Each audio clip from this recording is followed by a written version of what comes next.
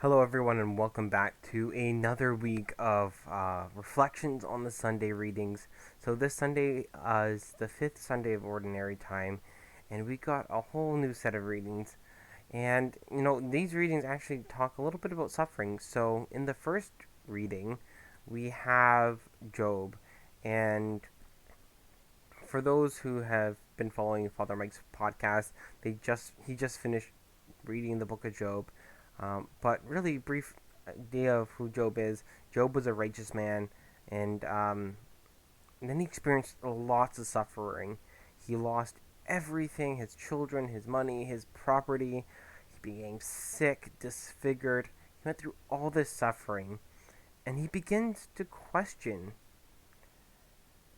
where God is in all of this. Where is God in this suffering? And he questions God himself. And you never really fully get the answer as to why the suffering, but God does answer Job. God answers Job in the later on in the readings, not from this week reading, but from later on in the book of Job. He answers Job with all these amazing things that God can do.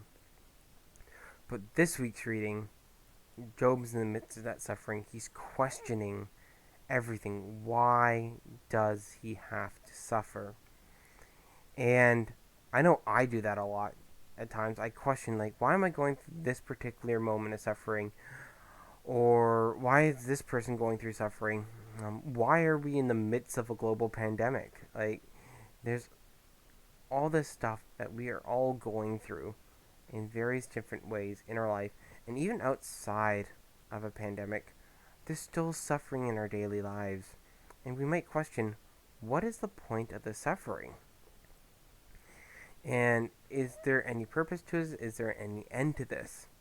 And Job sort of gets an answer later on, but we get the answer in this week's gospel. Jesus is seen healing many people. We see this point at the beginning of the gospel reading where he comes into Simon's house. So that's Peter, St. Peter. He comes into his house where his mother-in-law is sick, and Jesus heals Simon's mother-in-law. And if you've seen the series The Chosen, you will know in there, like, you see that relationship between Simon, his wife, his mother-in-law, Jesus, and you see this, like, joy that comes upon them in the series, to see the mother-in-law being well. And if you think of it, Jesus wanted Simon to follow him. He was going to call him Peter. But for him to follow him, like, he needed to be able to be sure that his wife and his mother-in-law were going to be okay. So Jesus was able to heal his mother-in-law.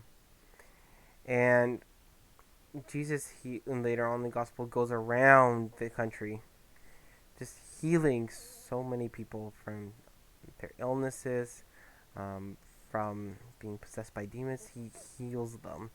And this is the answer to our suffering. Jesus is the answer to our suffering. Whether or not we will receive a miraculous healing from him or not, he is still the answer, because Jesus himself suffers with us. He knows what suffering is. He knows the pain of death. He knows the pain of ridicule, of rejection, of betrayal. He knows all these various forms of pain. In the Gospel of John, when he goes to Lazarus' grave, there's just a short two word verse. Jesus wept. He knows the pain of grief. He's experienced all these human pains and sufferings with us. So when we're going through our own moments of suffering, we can turn to God, whether it be to ask for that healing if he wills it, but even more importantly, or just as important, maybe not more importantly, we should ask our sufferings to be united with the suffering of Jesus on the cross. Because when it's united with the suffering of Christ on the cross, our suffering becomes just that much more powerful. That suffering can be offered as prayers for those who are in need. And we can also look at how we can be like Christ to others in suffering. How we can give the answer to those in suffering. Do we have friends who are going through a tough time? Maybe we give them a call. If we have the means to do it, maybe we can financially support someone or give them something that they need. One of my favorite things to do in university when I didn't have a lot of coursework to do was bake. And I would bake way too much for me to eat, so I'd bring those extra cookies to other people, especially my friends who were most stressed out about their exams or their tests or their assignments. Doing these small acts of kindness for people can help alleviate that suffering. We don't have to do something huge. We don't have to be on the level of St. Mother Teresa. But every small act done with great love can make a huge change in people's lives.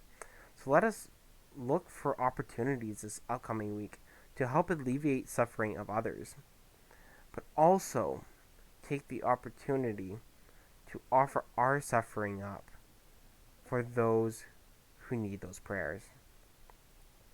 So until next week, just keep safe. I hear you all going back to school, so stay safe there. And if you're still doing school from home, find ways to connect safely with others, because community is so important, especially in these difficult times. Um, if you haven't already, check out the live stream of the Mass at St. John the Evangelist on Facebook or on YouTube. Um, we got a new camera. It's really exciting. I can go on forever about that, but check that out. We've got a much more detailed stream. Father's homilies are great, and it's just a way that you can stay connected with the community by tuning into the Mass. So I hope you all keep well. Please keep me in your prayers as I keep you in my prayers. And until next time, goodbye and God bless.